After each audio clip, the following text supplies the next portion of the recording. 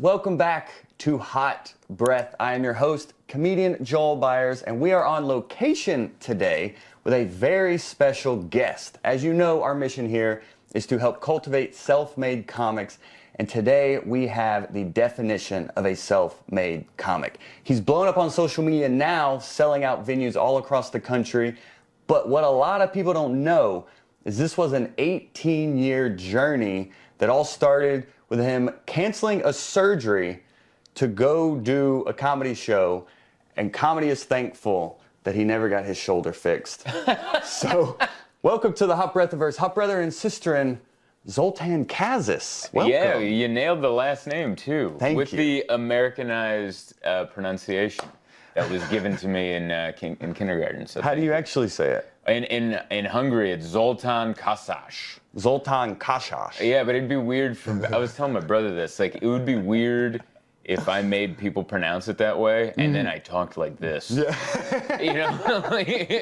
I'm like, no, hit all the accent marks. Yeah. And then I'm just like, what's up, everybody? Like from the Midwest. Yeah. You're like, what is that? What is that with that? No. What is some of the worst people have butchered your name, like giving you an intro? I think when they just quit. Like, I've had people quit.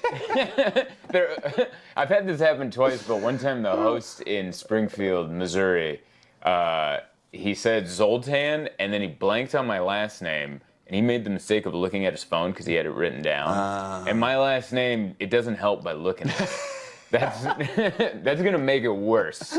And it's like looking into the sun. Like, you want to look at it from a peripheral. And so he just started laughing.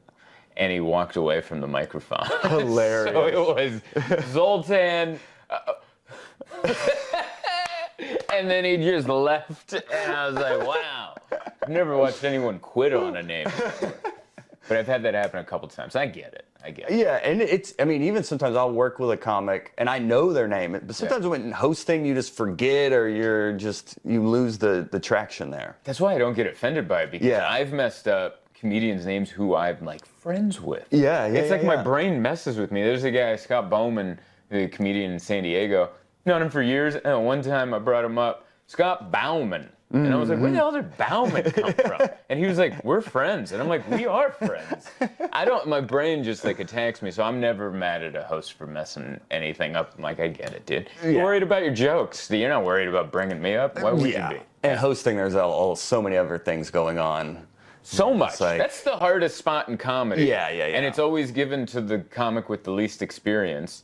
And there's so much pressure on them. They want to do well. They want to hit all their jokes, but they also have to go, bathrooms are in the back. Yeah, and table talk, two-item minimum. Yeah, no recording, blah, blah, blah. And then birthdays, are there any birthdays? Sometimes the club makes them ask that kind of dumb stuff. And then they have to go do their act, and they also have the least experience of anyone on the show. Yeah. We ask so much of them. And I don't even think they get paid. I think they get a slice of pie or something, and they're just paying their dues to come up, and then I'm not going to get mad at that guy for quitting on my last name. I was like, I get it. Yeah, you must be in such an interesting part in your career for like, as a comedian, now comedians are chasing social media to then try to skip the line, but you're one of these guys kind of like, I was thinking more like a Dusty Slade, where it's like you just get a little bit better every single year. You hit the road, you do festivals, and each year you kind of just keep incrementally climbing to now, almost 20 years later, it's like, oh, I'm doing it. It's happening. It must feel so wild. It feels great. It happened it's like my comedy career has been like getting into a hot bath. Where like you dip your toe and you're like, what was I thinking? That is way too hot. And then it slowly starts to cool, and slowly your body starts to get acclimated, and then soon enough you drop your gents in there, and you're like, we're in now. We're in. That's what my comedy career has felt like. It's felt like a hot bath that has now gotten warm, and now I'm in the tub, and I'm like, this is where I wanted to be. This is where I wanted to be in Atlanta, performing at a diner in the back, but like people are buying tickets. People are showing up. People are showing up, and I'm pumped about it. So I'm very, very happy. Yeah, I've seen empty shows at that diner. So you're killing it, man. If it was a couple of years ago, I would have been headlining, potentially begging for the spot to be in front of one of those empty shows in that diner. So yeah, I like that because my career has been gradual. Yeah. My wife makes fun of me, but in a positive way, because she works in business, and she goes, you know, in a business, you actually want gradual build, because some companies blow up but then crash, like a Peloton. Yep. Peloton went through the roof, and then now they're like, you can buy it at a thrift store for like $10. I don't know. No one wants their Peloton anymore. And she's like, that's not the kind of career you want. You want like steady growth. She's like, it's not sexy at all, but like it is what you want for hopefully long-term success. Have you been mindful and intentional about that build, or were there some moments where you're like, man, I may need to quit and like go back to a day job? Like, what are the highs and lows of this steady climb? It was always, I still have that fear. The day job is always, I still have the fear, it's just I think about it less. So 9 years in, I got to quit my day job. Which was what? My last day job, I worked at a mechanic shop. Okay. I worked in the front desk. Like, I wrote the bills. It was my best friend's dad's mechanic shop. So he was super flexible. He would let me take off as much time as I needed, and I could come back, and my job was always there. But 2015, I booked a bunch of colleges at NACA, and so I was able to quit. But the colleges dried up real quick after that. Like, I was like a one-hit wonder at NACA. Oh, no. NACA Nationals knocked it out of the park. It was amazing. I was set up for victory, and I had a great set.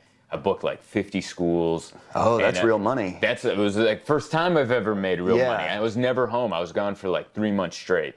I'd come home for like a day or two, and I'd leave again. And but that gave me a career. My next NACA, not only did I not book any schools, I lost a school that I had booked at Nationals, Leslie University. Somehow I did the same set, buddy. I did the same set, but I added a tag to a joke that I didn't add in the first time, and Leslie University, whoever's in charge of their booking at the time, saw that, and they're like, that could be problematic at our school. Called my college agent at the time. My college agent tried so hard to keep the gig. She was like, he'll do his whole act for you over the phone. And I was like, no, I won't. Like, just to like police all the material. Right. And I was like, let's just can't. We have 49 other schools. This is fine. But I never repeated that success. And then I never even got another showcase after that bad of a second NACA thing. And so slowly the colleges started to dry up. And I'm like, what am I going to do for money? And then my buddy Andrew Rivers, very funny comic out of Seattle, one day messages me on Facebook, and he's like, you want to do cruise ships? And I go, no. And he's like, they pay $3,000 a week. And I was like, yes. Yeah. And so he connected me with my cruise ship agent, and thankfully I got enough of those to I didn't have to go back to the day gig. And then so 2015 to 2018 was pretty... That whole, like, I might have to go back to a day job, that was always on the table. Then 2019 was pretty strong because by then I filmed a Dry Bar in 2017, and then it started to take off in 18. And slowly ticket sales started to creep in, but it wasn't enough for like solid door deals at clubs, but I noticed, I'm like, there's people now. Social media numbers are growing a little bit. People are coming in, and then the pandemic was good to me. Like, a lot of people had a bad pandemic, and I'm sorry for the people that did, but, like, the pandemic might have been the best thing that ever happened to me. Not just social media-wise, but just pivoting and going after what I want and not doing the things I don't want to do. Oh, what did you pivot? Well, it was my wife. My wife, Yeah. she was so tired of me complaining during the pandemic because I was like, I don't want to go back to cruise ships. I don't want to do certain clubs, road clubs where you just get your pay and you get your $1,000. And we were talking about them before the show. Yeah. And you're like, I don't want to. And then she was like, all right, then what do you want? I've heard you complain about what you don't want. What do you actually want? And I go, I want to sell tickets. And she goes, okay, sell tickets. And I'm like, you don't understand. I have to have like a venue and do all this stuff. And I had tried that before the pandemic where I just rented out my own little venue, little 75-seater, sold my tickets on Eventbrite, sold it out. And I was like, I want to do this. But I go, this is so much work, and I don't know how to make it happen. And she's like, I'll help you. So she ran my Facebook ads, still does.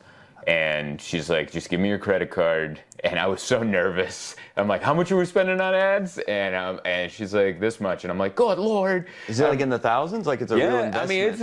I mean, it's not as bad of an investment now, but in coming out of the pandemic, 2022, when we tried this, it was like enough of an investment to make me sweat. Yeah, you know, to where we're like, and I'm also cheap. I still have road comic mentality where I'm like stealing stuff from the breakfast to cover lunch. Oh yeah. And you know those little like all those road hacks. Of course. Like, you're like, oh, I'll go to a diner. You order oatmeal. That's the cheapest thing on the menu and the most filling. Maybe they'll give you bread on the side and they won't charge you, and you fill up. So I had that kind of mentality. So when she's talking about putting down a good amount of money on Facebook ads to sell these tickets, I was nervous, but it worked. And we started doing independent tours. So I wasn't working at comedy clubs. I was doing bars. I rented out, improv spaces. Like improv spaces, as much as there's a beef between stand-up and improv of like those guys, us, they have these small venues that they rent out for nothing. Like they'll be like, yeah, just give us like $100. I remember this one in Pittsburgh. They rented me the venue for $100. And I sold like 100 tickets at $20, and I just kept all the profit. And I was like, this is amazing. Yeah. And so I did that, and between that and the social media, the growth has happened. And now I have a management company that's been helping me out a lot. I have an agent, and they've been taking over the heavy lifting of the social media and the booking, which, booking, how much time do we spend on emails? Yeah. And that's been such a huge help. So now there's like a team, and I just kind of get to lay around and do stand-up, and my wife runs my ads, and then I just get to kind of do stand-up, which is what I was complaining about in 2020. She's like, what do you want? I'm like, I don't want to do cruise ships. I don't want to have to do colleges unless I want to. I want to sell tickets and do comedy, and I don't want to do all this email stuff. I just want to be a comedian, and it's happening. It's so weird. It was like, how you like manifest things? Yeah. I did it by complaining. The opposite. Like, it wasn't a vision board, and it wasn't positive. But I was so negative that my wife's like, will you actually do something about it? Otherwise, you're just going to be this guy. And I'm like, that's true, but also how? And she was very helpful in the how. Yeah. So was it a mindset shift that really started to unlock the next level for you? She had me write it down. Okay. She goes, write it down, and I'm like, this is stupid. Like, write down, I want to sell tickets. I want this. I don't want this. Okay. And then after you write it down, okay, how do I sell tickets? Well, I have a couple viral clips, thanks to Dry Bar with the cat joke. Yeah, the cat joke blew up. Yeah. All right, so that's what we're going to use as we're going to use that for advertisement. And then how do we put up more stuff? Another happy accident. Because not all of this is that planned out.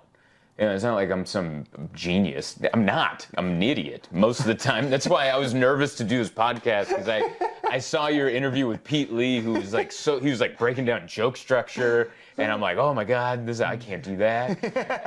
And so like I don't know what I'm doing, but happy accidents. I put out comedy specials on YouTube are every second people are putting up comedy specials on YouTube, but I put up an hour of my stand-up right in the beginning of the pandemic. And the only reason I put it up is because 800 Pound Gorilla was supposed to release the audio, and they were kind of dragging their feet on giving me a release date. So I just put up the really good audio with my camera that was in It's a single shot, right? It looks like security footage. Yeah, and it has millions of views. It's my highest It's incredible. viewed video on my YouTube channel, but it was the pandemic. Everyone's at home, and I didn't do that tactically. I did that out of frustration and like, oh, I guess the world's shut down. I'll just throw my hour up there. And it worked. And I was like, oh my God. So it was a happy accident. Did they ever release your audio? After the first month, it got good views, and immediately they had to release it. Okay. It's funny how that works. Yeah, I was gonna say I can help you with that. Yeah. I've started to help comics with that too. So yeah, I was like, it's funny how that works. Also, that happened with Dry Bar, too. Dry Bar, I filmed my second Dry Bar, and then they're like, listen, you have a lot of jokes about the pandemic, so we'll get a quick release on this.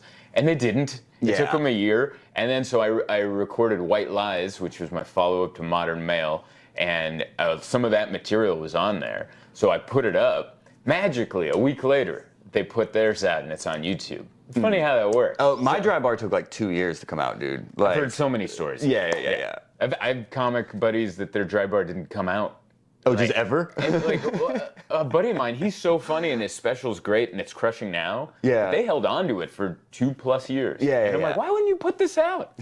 This was great, and you're just sitting on gold. And you're like, it's an investment. It's a fun experience, though. Like I have no complaints. For sure. Everyone there was incredible. Even the minor annoyances that I'm talking about now, that's just their growing process. They're learning. I don't have complaints otherwise. They helped me get so much exposure.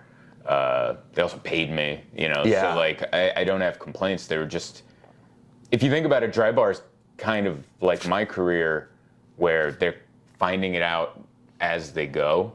And they're kind of figuring it out in the moment. So yeah, there's going to be mistakes and some hiccups, but it's growing pains, part of it. But it's funny. It's like, I would have assumed once you had the Dry Bar blow up, I was like, oh, now everything's solved. And you're like, it was kind of like, oh, that worked. Okay. Oh no, now what? Yeah. And then you're back to complaining, and your wife's like, well, shut up.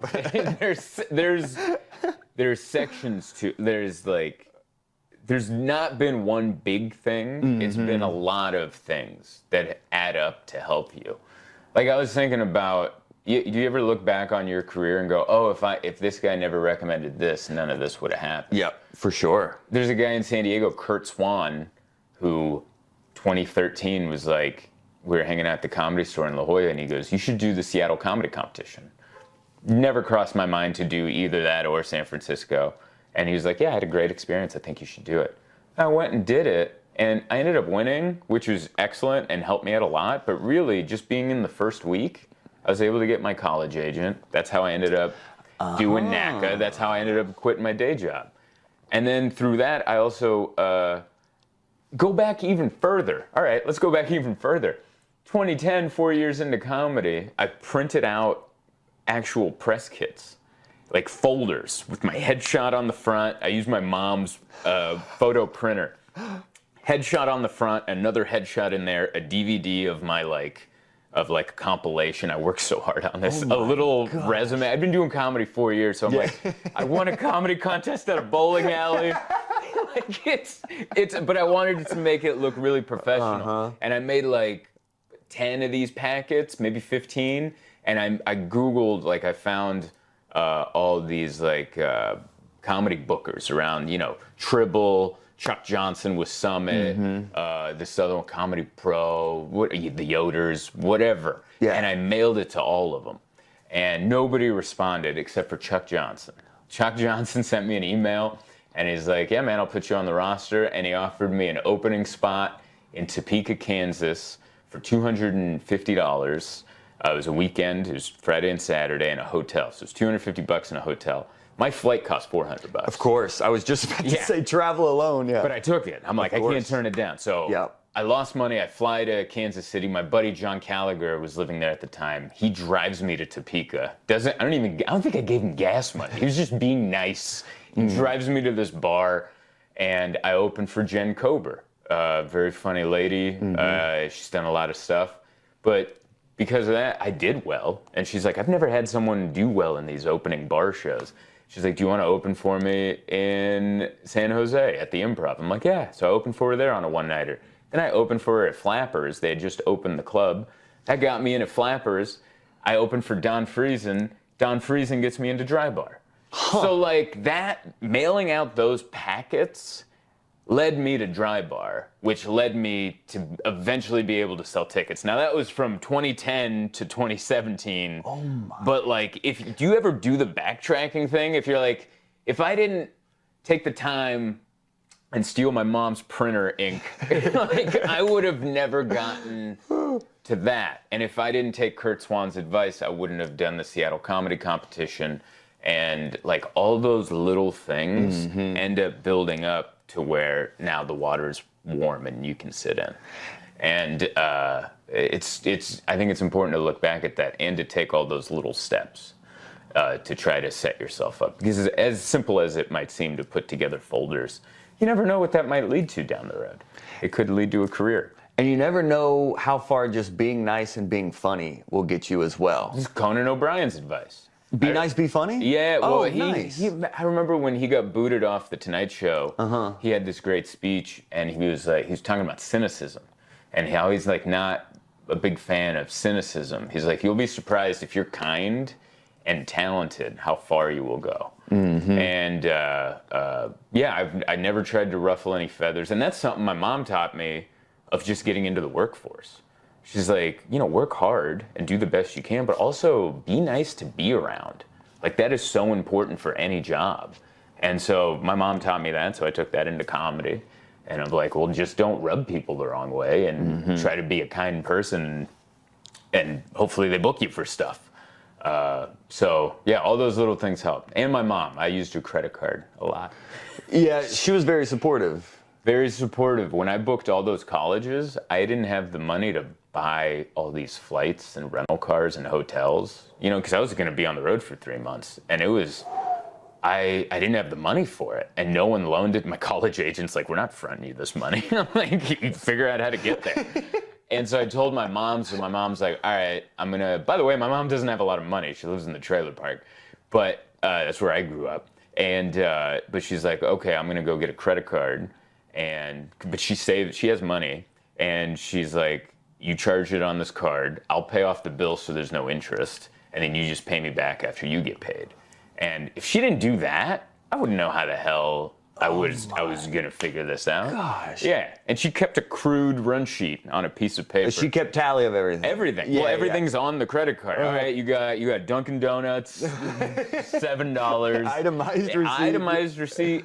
And she's so nice at the end. She's like, you don't have to pay me for all of that. Just pay me back for the flights and stuff. And I'm like, no, I want to pay back all of this because I'm trying to prove to myself that I'm a viable business that can actually do this. And I think she respected that, and I was just happy that she fronted me the credit card to actually chase my dream.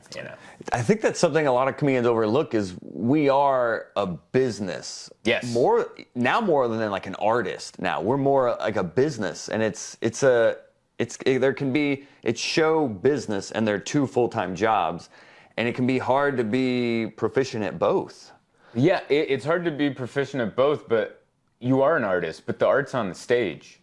Right. Everything else is a business. You have to be professional. Don't get too drunk. Every time you go to a road club and they're like, hey man, we only give comics 2 beers.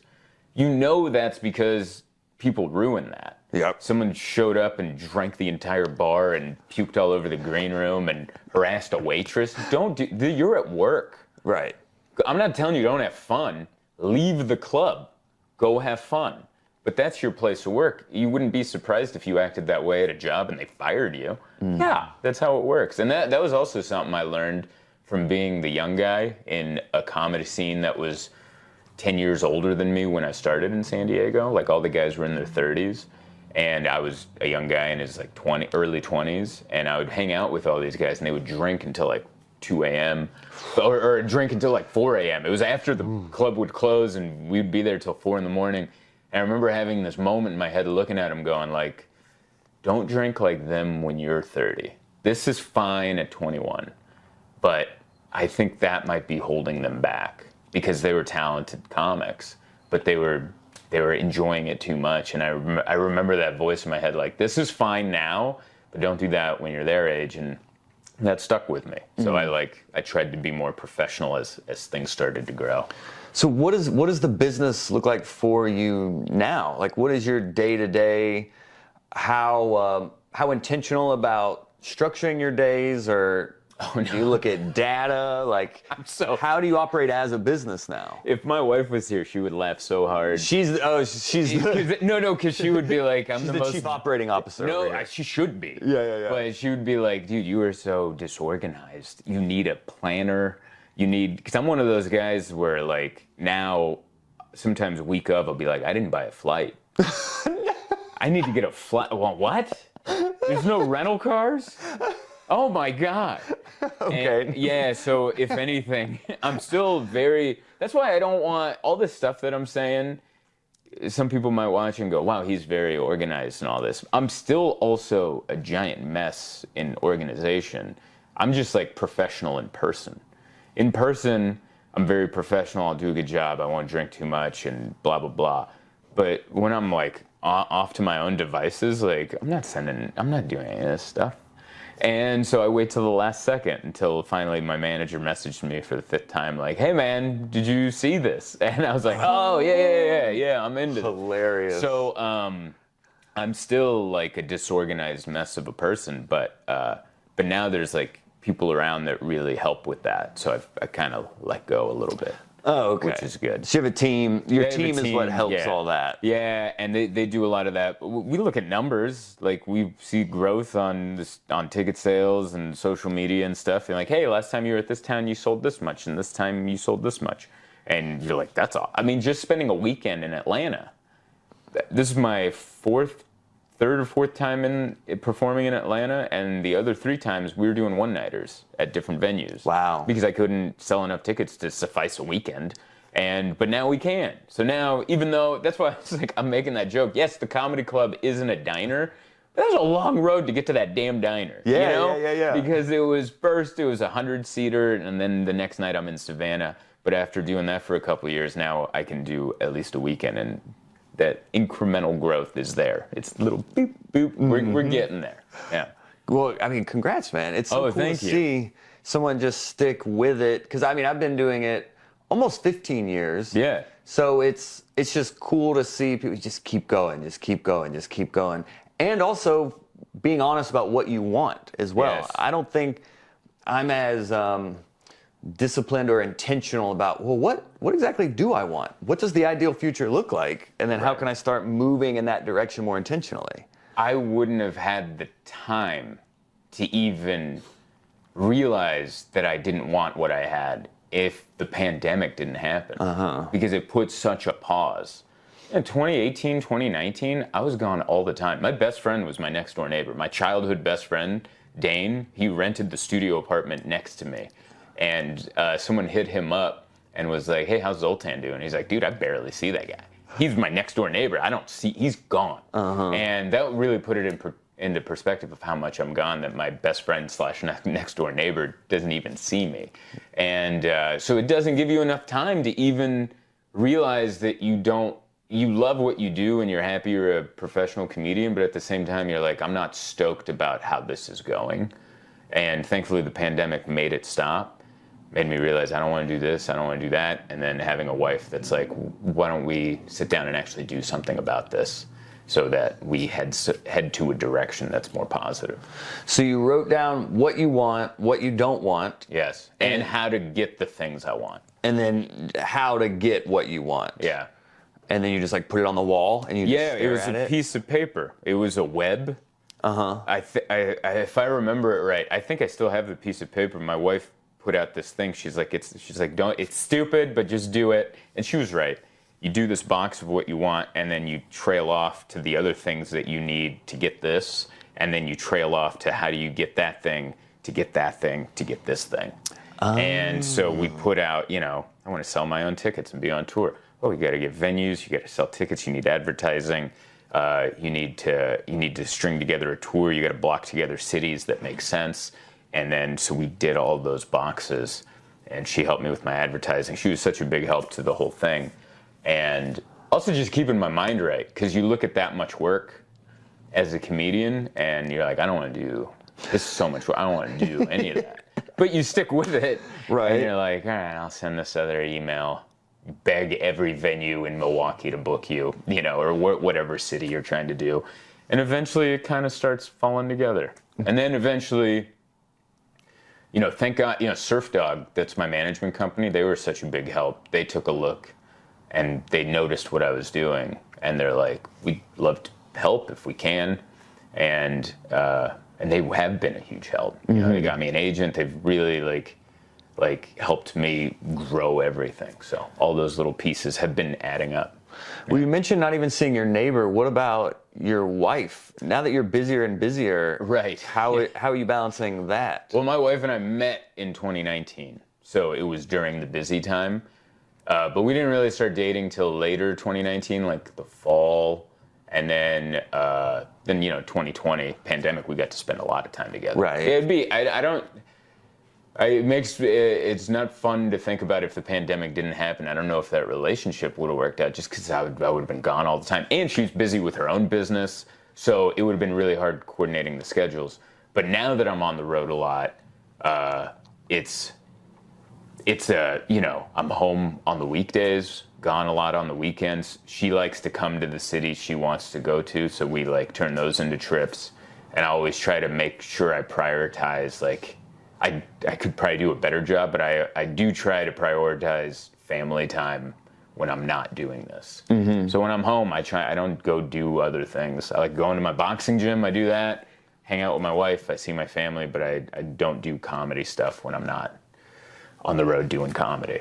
So you're intentional about separating those worlds when you Very need to. intentional. Yeah. I keep comedy, I love it, and it's my line of work, and I never want to do anything else. And I would do it even if I didn't get paid, and I had to get a day job just because I love doing it. But I have my friends in comedy, but I also have like my close, like even closer people, and so like I have very close friends in comedy, and then I have acquaintances in comedy. Mm-hmm. And I know some comics that their entire world is comedians, and I don't think there's anything wrong with that.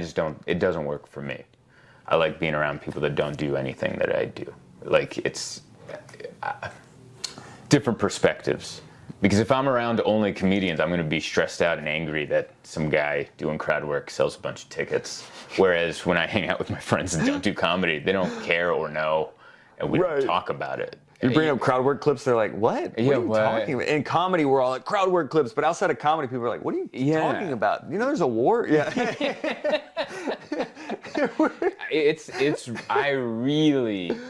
I love hanging out with comics, but I also really enjoy not hanging out with comics. That's why I like doing this on the weekends. We'll go hang out at a diner for a couple hours, chat with everybody, hilarious stories, fun times. But during the week, I don't want to do that. Yeah. How do you feel about all the crowd work clips? And I don't like it as a viewer. Mm-hmm. Like I genuinely don't care what the audience has to say. Like, so you're in a relation? I don't care. And so when I see a comedian, I want to hear what their point of view is. Mm-hmm. I don't care what you think about these people in the front row. And so there's been comedy specials that I've watched where the first half is material and the second half is crowd work. And I get so sad because the first half, I'm like, this is great. Great joke writing. I'm so into this. And then they just slam it into crowd work, and I'm like, I guess we're done. Yeah. and then I turn it off. But I'm in the minority, right? Because people seem to really be gravitating towards crowd work. The audience. Mm-hmm. Audience seems to love it. Those people are selling tickets. So I'm very comfortable admitting that I'm wrong as far as the popular consensus that we're like, we like crowd work. So I'm not against it. I'm just not a personal fan of it. How soon do you think comics should start posting clips? Stand-up or crowd work? When should they start trying to get into the content game? That's so hard. Mm-hmm. Because there's the old school purist in me that will tell you, hey man, I'll watch videos of myself from 15 years ago and cringe. 2010, I recorded my first CD. I can't listen to that. I don't think it's available online. I hope it isn't. Don't buy it. Ugh. And so, but, how many comics that have such little experience have blown up and are now making a career out of that? So who am I to say, don't do that? That's why I don't have like hard rules in comedy. For sure. Don't do this, don't do that. Because my career, I've had no shortcuts. So some might look at that as like, that's kind of dumb. But I didn't know any shortcuts. I'm not saying I wouldn't have taken one if there was. I didn't know what they were, so I just like went the road I went. But who am I to say don't do that? Try it. But you might be embarrassed about it. Like, keep that in mind that like, if everything goes well, you're going to be doing comedy for another 10, 20, 30 years. And you're like, oh man, that clip is still around. That clip is still around where I cussed out a mother in the front row who was just trying to eat a chicken wing and thought she had a moment to eat because she got off work and barely made it to the show, didn't have time for dinner, so she's eating a chicken wing. And then you're like, look at this big old lady eating a job. And then now that's the clip you want for the rest of your life? Yeah. Person trying to eat, you're ripping on them because they came to your show? I don't know. I would just say keep that in mind, that this clip's going to be around for a while.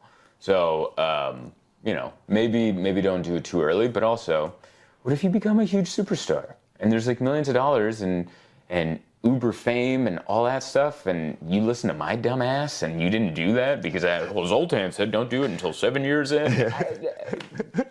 It's to each their own, man. Make your own decisions. Yeah, and in a few years there's gonna be a Netflix special of the Nom Nom comedian. He's just gonna have a catchphrase and merch. It's gonna be he's gonna be the richest person in the world.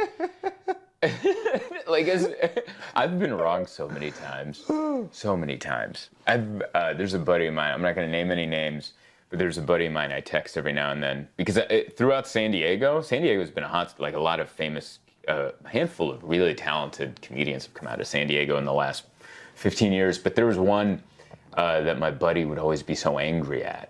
It's like, this guy, and I'm like, what are you so angry about? He's like, well, yeah. And then I go, you know what, dude? You see that guy up there?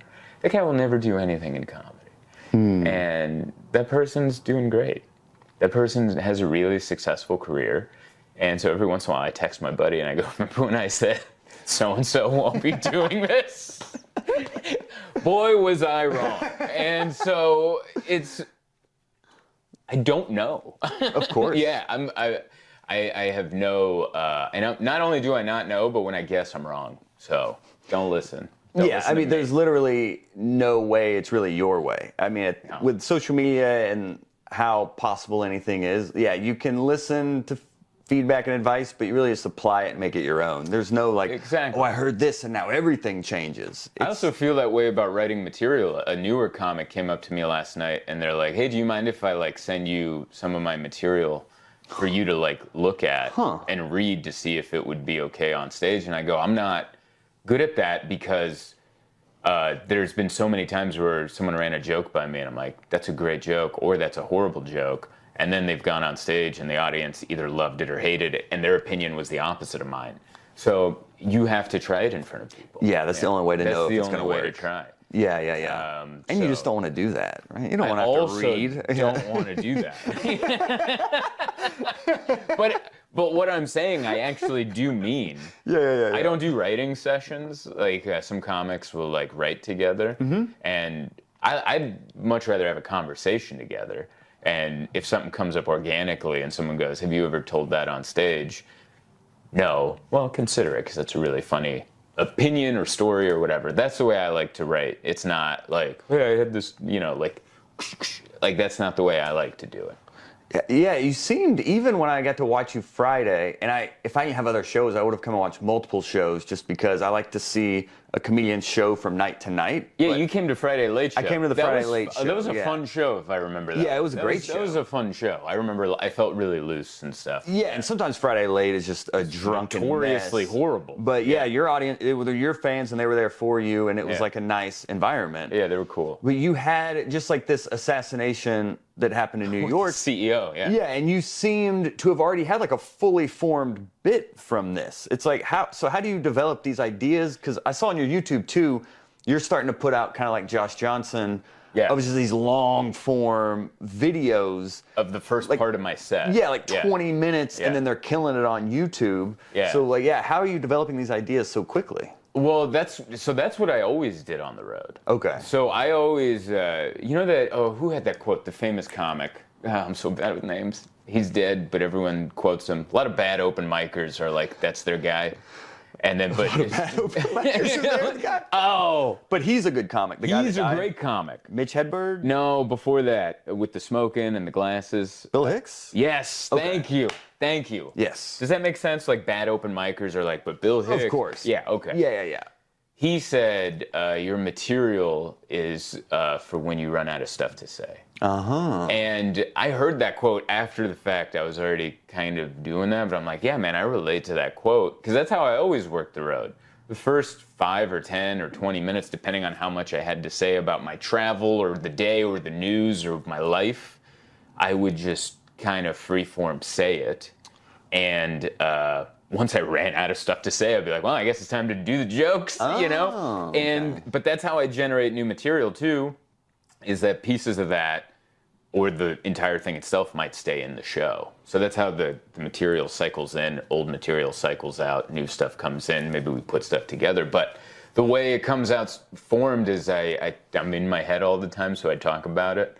And I was just trying to, the week started with Biden pardoning his son. And I was like, I want to do a joke about that. And I was just thinking about it, and I was like trying to come up with an idea. And then the ideas I had, I didn't love, but they weren't bad, but they're like, that's fine.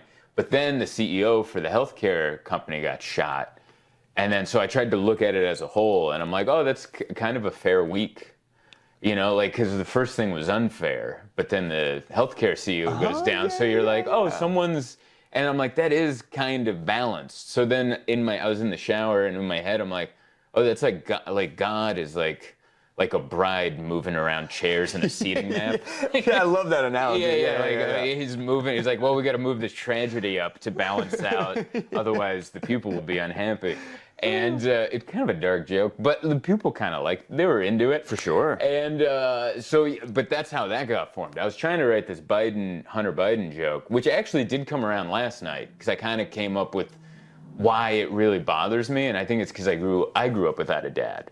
And so I'm like, oh, that's what dads are for. Dads get you out of trouble. And moms, like my mom is always like, I'll turn you in. like throughout my childhood, my mom's like, single mom. She's like, do not get in trouble. I will turn you in. I would have no issues turning you in.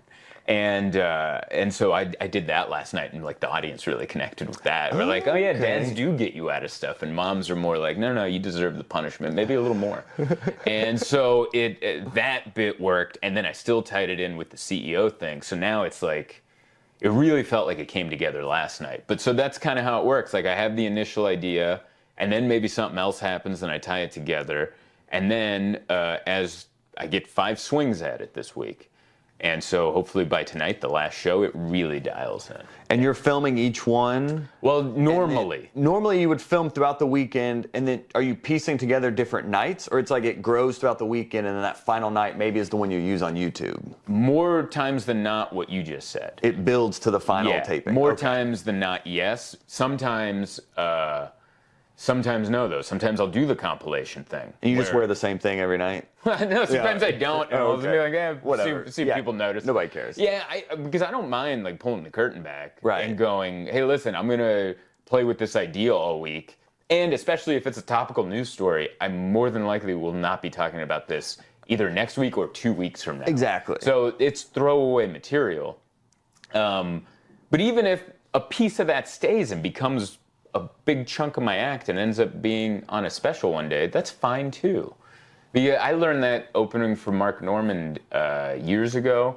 It was before he really like blew up. And I remember I watched his set, and he had done like so many Conans, like late night spots, and his whole hour was all the 5-minute sets together. I'm like, I think I've seen most of this hour. And guess what? No one in the audience noticed. Maybe they recognized a joke or two, but you can't tell. Uproarious laughter. Murdered the entire time. And I was like, oh yeah, everyone didn't watch all those 5-minute sets. So I put a little bits of the material that might stay, maybe it doesn't. And people are like, are you burning that material? I'm like, no, I'm not at that level to where like, even if the clip gets 500,000 views, it's not that many. I mean, that's a lot, but it's also, I'm in front of 100 or 200 people in Atlanta. What percentage of audience even saw that clip? Yeah. Or the stuff I added afterwards, or the thing it tied into. Like, so I don't have an issue putting my stuff out there, and especially the topical stuff that that all becomes pointless in a week or two anyway. So you have the idea of, are you talking to yourself, or are you just mulling it in your head? You're talking out loud to yourself, like in the shower? In my head, you're thinking talking out loud. Joe Biden pardoning you're just constantly thinking, what are connections to this? Just constantly rolling it around in there. Yeah, so I am, as my wife would like to say, I'm mentally unavailable most of the time. I grew up I have a brother now, but we're 13 years apart. So for my first 13 years, I was an only child with a single mom who worked a lot. I spent a lot of time alone. So I was always in my head. And I never minded being alone because I got to have my thoughts, and I would, that childhood led to what I am now as an adult, where I'm always in my head, so I'm always writing material, but it's hard, it's hard for me to be present sometimes. Mm-hmm. You know? Well, I appreciate you carving out some time for this, where we can focus for a minute. Yeah. It's I can do it for moments of time, like an hour or two here or there, but for the most part, it's hard for me to be present. Yeah, right after this, you're just gonna be rubbing the walls. You just need a little me time now. I just if there was a hidden camera in this hotel room, it would be a lot of me walking around going,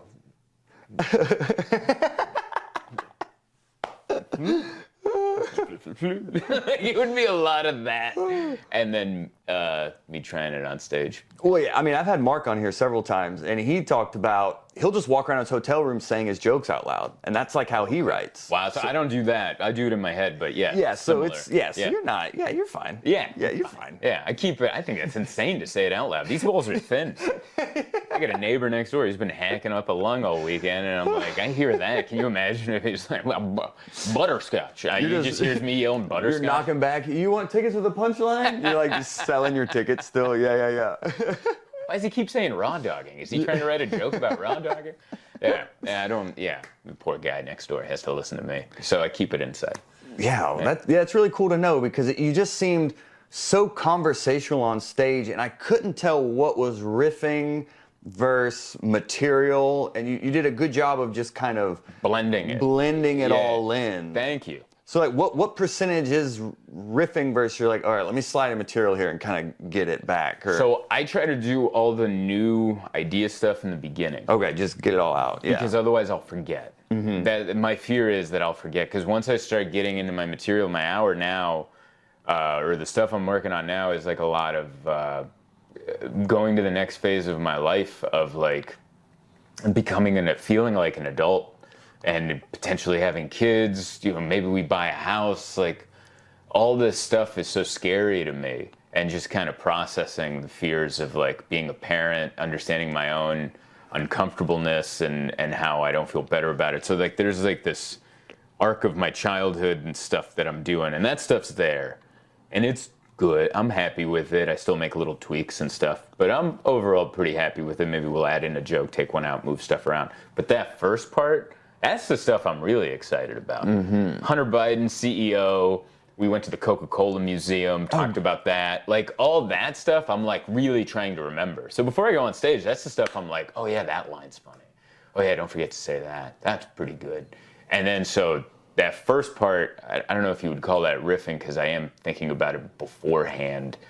But whether it's the first 5, 10, or 20 minutes, that's all the new stuff that I'm just kind of figuring out on stage with the beats and being conversational and all that. And then you'll listen back and then remember what to piece together the next time, and it just kind of forms all conversationally. Yes. Yeah, so a lot of, I write a lot of times backwards, because this is weird to say, but a lot of times the first time I tell a joke, it goes really well, because it just falls out of my face in the way it should be. The second time it doesn't, because I'm trying to repeat the success that I had the first time, and I'm like, how the hell did I say it that first time where it really nailed and the audience just got what I was trying to get out of it? And so that's why I record it either with my camera or audio, because sometimes I listen back and you're like, oh, that's how you said it. Mm-hmm. You paused here, and then so the first time I say it, I feel like there's like some sort of magic that comes out and it nails it, and then every time after that, I got to repeat that magic. So I got to really get the beats down and the words. Mm-hmm. So it kind of works backwards, if you think about it. Like, it's like the first time the joke does really well, and you're like, hell yeah, I got a new joke, and then the next couple times it's fine, and then so you got to bring it back up again. Yeah, or sometimes the joke just fades. And I've had that happen too. Where you're like, this joke used to crush. What happened? One of my favorite jokes right now is like dwindling, and I'm like, where's it going? I think it's because you've said it too much, and now you're not excited about it. So almost need to put it away and then come back to it. Yeah. Okay. I think that's a really underappreciated technique of like, you have a joke that's doing so well, don't do it too often. Like, do it a lot, but then when you notice it dwindling, maybe put it away for a week. Don't do it this weekend. And then bring it back and see if the magic is there. And it also creates a vacuum to where you have to find something else to put there as well. Exactly. And you're not using it as a crutch as much. Yep. And that is so true. Like, there is a benefit to not doing a bit too much, to leave a little rawness to it. Because depending on the type of performer you are, but for me, I think leaving a little rawness to it. Like my last special, Honorary Jones, I had this story about Daryl Jones, who's my boss at the mechanic shop, also a father figure to me. Like he meant a lot to me. He's since passed away, but I was doing this bit, and at the end, I mentioned that he passed away, and it's like an emotional moment. I was like, once I created the bit, I was like, oh, I want this at the end of the special. And I want it to be like the end of Planes, Trains, and Automobiles, where you laugh, and then at the end they go to the dinner, so you're like laughing and crying. Oh, yeah. And then the credits roll, and you just feel warm inside. I wanted that kind of feeling for the end of the special. So I wanted to tell that story at the end, but I'm not a good actor. So like, to tap into that feeling, I can't say the joke too much. Or otherwise, it's going to just become like any of my jokes that I robotically go through. So that last part where I mentioned that he passed away and the blah, blah, blah part, I only did a couple times. And my wife would be like, you really got to do that part in the special. I'm like, I do, but I also, originally I was like, I don't want to make the people sad. But then I thought about it, I'm like, it might be good to be raw, a little more raw when you say it for the taping, because it might the impact might be better. Oh, yeah. And it was. Like, the impact came off exactly how I wanted it to, and it was because I didn't do the joke too much. And so there is a benefit to that. Yeah, I closed my Dry Bar special with a Joel Osteen impression. and I hadn't really worked it out. I was just like, oh, they're going to love this. I'm going to end on an impression. This is the viral clip. Joel Osteen, that... Afterwards, I was like, can y'all sweeten that a little bit? That was... Can we all laugh in a room, and can you splice that in? Oh, that's so funny. And as I kept doing it, it kind of, and I was like, oh no, this is the closer. Yeah. Oh, no. I mean, it ended up being fine, but like, I didn't do it that much for that reason of like, oh, this is going to be fresh, and they're going to love it. And I was like, maybe I should have tested this more first. Yeah, that's so funny. But it was, whatever. It was totally fine. I love that. That's really funny, especially with the cameras. You're like, oh no, this is the end. Yeah. And then you're like trying to whip together an end at the end. You're like, hey, remember that guy? Hey, all right, see you later. You try to call back some crowd work or something you did. Oh boy. But I'm finding myself like you're turning around so many hours, and it's like on my 10-year anniversary, I self-produced a special. Nice. Released that. And then a few years later, I did the Dry Bar. And now I'm like in this limbo of, it seems like you're churning stuff out. And right. I'm still trying to catch my footing on what I want to talk about next and what the theme. And sure. I'm kind of in hitting a little inertia right now. How are you staying so productively putting out material? I've always loved to talk about my day. Okay. And my week and what's going on in my life now, whether it's mundane or something actually happened. And sometimes those little bits, even if they go away and they're just throwaway material for that week, there's a section that stays. And I think just the practice of that, of going up every time trying to start different, has helped new material come in, But also everyone works in different ways. No one's on a timeline. That's true. It is what works for you. And I also have the fear of like, I heard Mark Maron say that he's like, and I've heard a couple other comics say it too, but I heard him say it first. He's like, you know, I feel like I'm just writing the same joke different ways. And I was like, wow, that was the fear I was having, that I was scared to verbalize even to myself. But then the comic he was talking to, he's like, I think we all do that. And I'm like, oh, okay, cool. This isn't just a me problem. This is kind of everybody. But yeah, you have your sensibilities, you have your fears, you have your things that you talk about on stage, and then they keep coming up in your life just like they do on stage in different ways, and you attack them in a different way, try to portray them in a different way. But yeah, I always just try to talk about my day and my week, and because that makes it fun for me. Right. I don't genuinely enjoy doing the same jokes over and over again, even if they're doing well. Like, I'm like inside, like, oh, okay. Like, my brain will start drifting instead of being in the moment. And I like to be in the moment. I like that fear. Like, I have a tic. Do you ever notice your tics when you watch yourself? Yeah. So when I do a new joke, for some reason, my arm goes like this. Like, it's a fear move, and I'll notice it. Like, sometimes I'll look at an old tape of me. I'm like, oh, that's the first time I did that joke, because my arm's cocked. Because I'm afraid of I'm excited, but also afraid of what the response is going to be. I'm like, I hope they love this, but I'm really pumped about it. This arm just cocked. Yeah. It's it's a weird tic that I have, but but that feeling I love. That's like the part of comedy that I love, the new idea of going up there going, what do you think? You know? Right. And so that's why I always try to do that in the beginning. That's why I'm always frustrated if I don't have something. Like, where if I go on stage and I'm like, I don't really have anything, I don't even know what I did today. I didn't even do anything. I didn't even have a thought today. I just laid. And that's when I'm sad. And I'm like, I guess we're doing the act.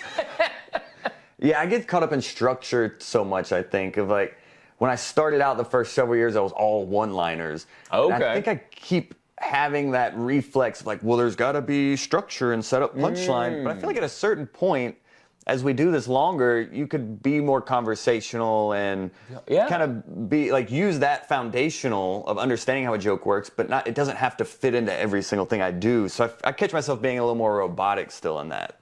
But I want to break out of that, you know. But I mean, you talk robotic. What about that's why I love different styles. True. Yeah. Look at Mark Norman. That's true.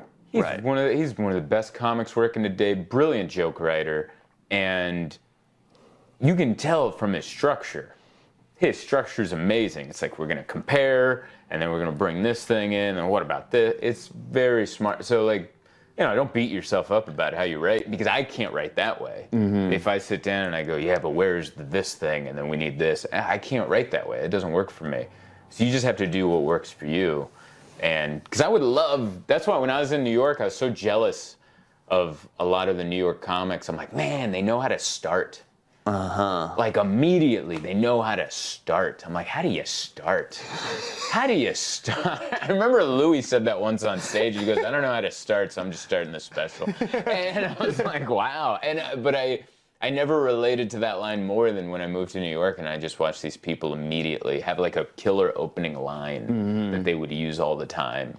And I'm like, I don't have an opening line. I'm there. And it's kind of rocky, and then we get going, you know?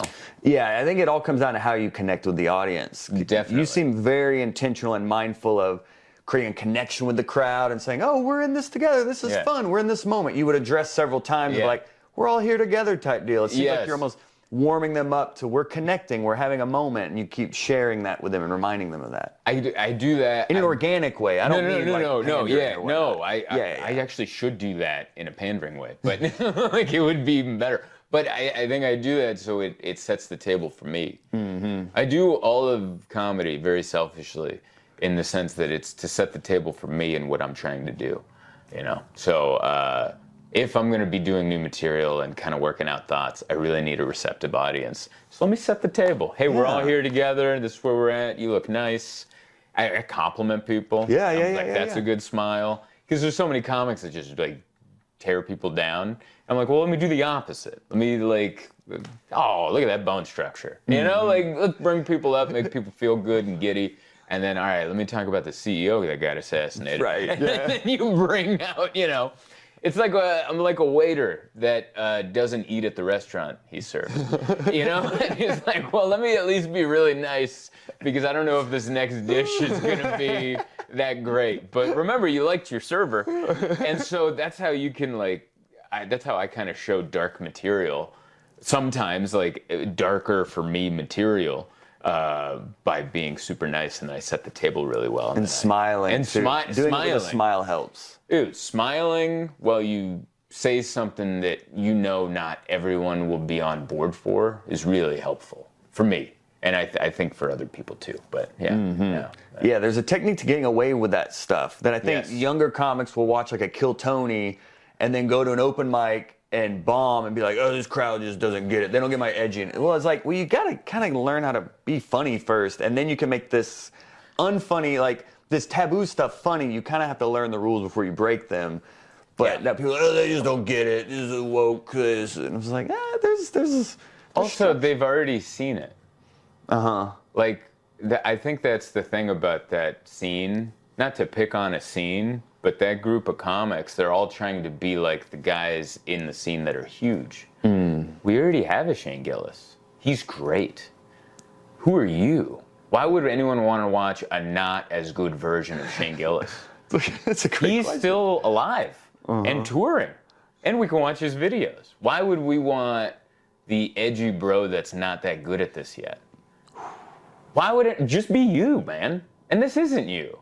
But it is a good defense to being vulnerable. And not saying that everyone has to be vulnerable, but I used to be like that. I used to have more of an aggressive stage persona, and it's because I was terrified. I was terrified of that audience. So when you see like a bro-y, newer comic up there, I just see someone who's terribly afraid. And you're like, oh, you have to put out a strong force and have edgy material because you're afraid of an audience member coming back at you. You're afraid of this audience. So you want to come up with like, I got to get them with something mean and edgy and, oh, I thought of this is good. And it's like, no, there's already other comics doing what this is, and it's so good. You're just giving them a crap dollar version of this. Right? Yeah. Like, and not just that scene, all the scenes. Of course. I've seen so many people doing Nate Bargatze, and it's like, me too, yeah. Dude, that guy's so great. And that style does not fit bad material. Like, you're doing bad material, but with the aw shucks, down-to-earthiness that a Bargatze has, but it's bad. It's really bad. But all of those, you know, you have Mitch Hedberg, back in you always have like... I started out sounding like Mitch. We all start out somewhere. Absolutely. Yeah. So I'm not knocking these guys. Of course. I genuinely, I understand where they are in their timeline of becoming comedians, so I get it. I'm like, yeah, you're sounding like the people you look up to and that you want to be, but it's like, at some point you have to realize, like, they already have that, and they love that. No one's looking for the RC Cola. They have Coke. They have Pepsi. No one's looking, you'll take RC Cola if you're at the gas station in a pinch, but no one's hunting down RC Cola. Don't be RC Cola. Be Coca-Cola. Yeah, or make a whole new cola. And I don't know. Yeah, that's helpful though, to find your point of view and not try to adapt someone else's. Yes, and that, but to be comfortable with doing that takes time. So I understand that that's just going to take time for people, but it took time for me for sure. But yeah, also, if everyone's doing one thing, don't do that thing. Because then you're just part of that thing. How are you going to stand out if everyone's there? Are you taller than them? If you're not, then you better go do something else. If everyone's being crowd worky and edgy, you really want to join that rat race and stand out in that? How are you going to stand out? Is your crowd work that much better than everybody else's? Maybe, but probably not. Maybe go do a different direction, or fit something that really speaks to you and is genuine to what you are and who you are. That's a lot. Sorry. No. There's a lot at the end. No, there's a lot to digest there. Yeah. So what is, as we land the plane here, and you're talking about authenticity, and that's something I admire about you, is just how authentic you are, and I think that's why you're building such a loyal fan base, is people feel like they know you, there's authenticity, there's connection there. Right. So where you kind of set the goal of, okay, I want this and not this. So what do you want now? What's the next I think I have to iteration? sit down and then do another page of things because it's happening. Like It is. Right now. Yeah, like, right you're now literally it's- like, people always go, oh, theaters and arenas. And I was like, that was never, I mean, I'll take it. Don't get me wrong. But like, that was never, I always thought this was the goal. Mm-hmm. Like working at A clubs and people show up, they give you a nice paycheck. And I never wanted more than an upper middle class living because I grew up in the trailer park. So I wanted middle class, upper middle class, whatever in there. And I got it. So that's awesome. I'll take more. Right. I'm greedy. Yeah. Like I'll take more, but this is already amazing. So, but I mean, as far as like things I'd love to write, like I love watching 80s. I'd love to write like a comedy, like for TV or a movie or something. Just because I always catch myself watching comedies from the 80s and 90s because they had a little bit of that. I brought up Planes, Trains, and Automobiles. I love they have like those John Hughes movies. A few of those, like they have like real heart. They make you laugh. They make you feel. You just feel so good after, and it's and you want to rewatch it. And I'm like, I don't know if there's been a comedy made like that in such a long time. And it'd be cool if one of those came about. But I don't know. It's hard to even like put my mind into making something like that, but I'm trying. Yeah, I mean, well, you're kind of in the middle of this. It's like you've been working towards, it's all happening now, so it's also enjoying this and being like, let me just be grateful I'm selling tickets and just let it almost build as it has from the beginning. You just kind of follow that as well. Yeah, I don't think there's any need to like try to blow it up and be like, yeah, now let's jump 10 stories. No, let's just keep doing what we're doing. I'll keep writing jokes and we'll keep putting out videos and I'll keep having fun doing this like I have been the entire time. That's the cool part. I'm still doing my style, my comedy or whatever. I'm still doing the same thing I was doing back then, just different material. But now it's like there's more people on board and it's become more profitable and people are showing up. So I guess we'll just continue in that direction. Yeah, and just to put a button on this, you mentioned Mark Norman, and I've seen him like from doing like small clubs to now doing theaters. And the last time, just to give perspective on theaters, the last time he was in Atlanta, he did Atlanta Symphony Music Hall. The sound's huge. It's like a huge theater, and then he came to another show after, and we were all talking after. It was like Ian Lara was doing a show. This is how crazy Mark is like, he just did a theater. He drives 30 minutes north of the city to go do a guest spot at a comedy club on Ian Lara's show in front of like 20 people. That is what a comedy brain this guy is. So, so I was like there interviewing Ian, and we were all hanging out in the green room after. And Mark, and I was like, dude, you're like at this theater. And he's like, yeah, the sound was kind of weird. And he's like, even at that level, he was still like, I don't know, the sound, and it's, and you thought he'd be glowing, but even at that level, like we're always in our heads at every single level, and there can always be more. And that was just really, I'd never talked with someone maybe who had just touched that moment in their career, and they're still like, I don't know. And I was like, that's interesting. That kind of never goes away for us. I've noted, I remember I asked Mark kind of this was before the pandemic when I had the plan, or tried to have the plan, and he had sold out 8 shows at the Comedy Store in La Jolla. It's 200 seats, so 8 times.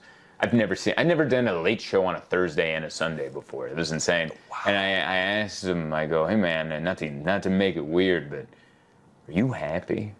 And he's like, he like laughed a little. He's like, first of all, yes. And second of all, I know where that question is coming from. And but he's like, yes, overall, I'm happy. But also, this is all still kind of the same. And in that little sense, like it's great. And not that I'm not at the level of selling out 8 shows on a weekend, but just from the growth that I've had, it still all feels the same. It's still like the same struggles, the same joy. You just like, you just Uber Eats more. You sleeping past the hotel breakfast now. Yeah. I don't need that. You don't feel as guilty about missing free hotel breakfast because you're like, oh, I'll just Uber Eats Starbucks. That's okay now. That's not going to break my weekend. That's the only difference. But overall, the venues change and more people come, which is great, but it still feels the same. It's still comedy. Wow. Yeah. Well, that's great to know. And I'm so grateful to capture this moment in your career, man. Seriously. Dude, it was a pleasure talking with It's you. well deserved. And from people listening, where would you like them to go support you or check out what you're doing? Check me out on YouTube and Zoltan Comedy, all the social medias, and zoltancomedy.com if you want to come see me live. And that's it. Yeah. Well, there you have it, Hot Breath of Verse. Go follow Zoltan and all the amazing work he's doing. And if you enjoy the work we're doing here at Hot Breath, join our email list, linked in the show notes, where you get updates on episodes and live streams and much more we do here. But we'll see y'all next week, Hot Breath of Verse. Bye, y'all.